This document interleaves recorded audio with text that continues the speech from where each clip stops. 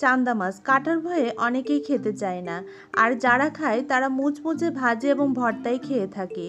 আজকের পর্বে চান্দা মাছ ও শিম দিয়ে মজাদার একটা কারির রেসিপি শেয়ার করব। সেই সাথে কিভাবে রান্না করলে কাটা থেকে সেফ থাকবেন সেই টিপসও থাকবে আজকের ভিডিওতে। আর এই চ্যানেলে মূলত নতুন রাঁধুনিয়া ব্যাচেলারদের জন্য সহজ রেসিপিগুলোই শেয়ার করা হয়। Hello foodies, welcome to PC food story. চলুন তাহলে কথা না বাড়িয়ে ঝটপট রান্না শুরু করি।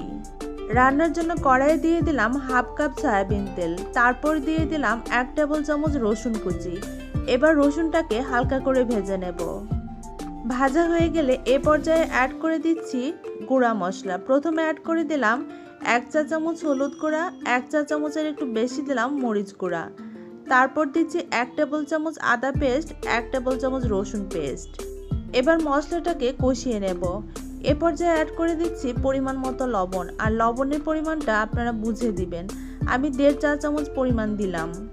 গরম তেলের মধ্যে গুঁড়া মশলাগুলো দিয়ে কিছুক্ষণ ভেজে নিলে তরকারিতে একটা দারুণ কালার আসে। আপনারা দেখেন আমার গ্রেভিটার দারুণ কালার এসছে।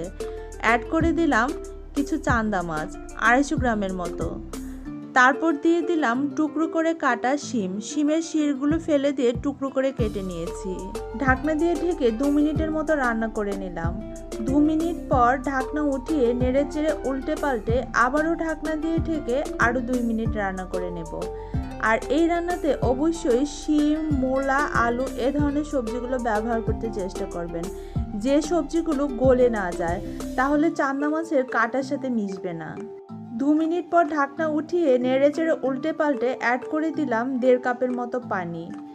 এবার আবারও ঢাকনা দিয়ে ঢেকে 4-5 মিনিটের মতো রান্না করে নেব।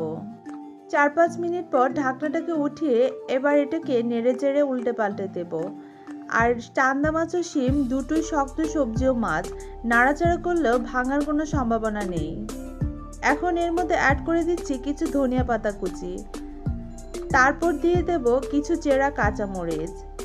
ধনিয়া পাতা ও কাঁচামরিচ দিয়ে একটু নেড়ে চেড়ে আবারও ঢাকনা দিয়ে ঢেকে 4-5 মিনিট রান্না করে নেব। 4-5 মিনিট পর ঢাকনাটাকে উঠিয়ে নিচ্ছি। সেই সাথে আমার রান্নাও কিন্তু একদমই কমপ্লিট।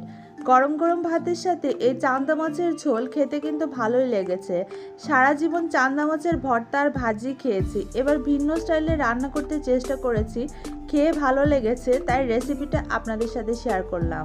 তো ফুডি ফ্রেন্ডস, তৈরি হয়ে গেল শিম দিয়ে চান্দা মাছের কারি। এভাবে শিম দিয়ে চান্দা মাছ রান্না করলে কাটা লাগার কোনো সম্ভাবনাই নেই।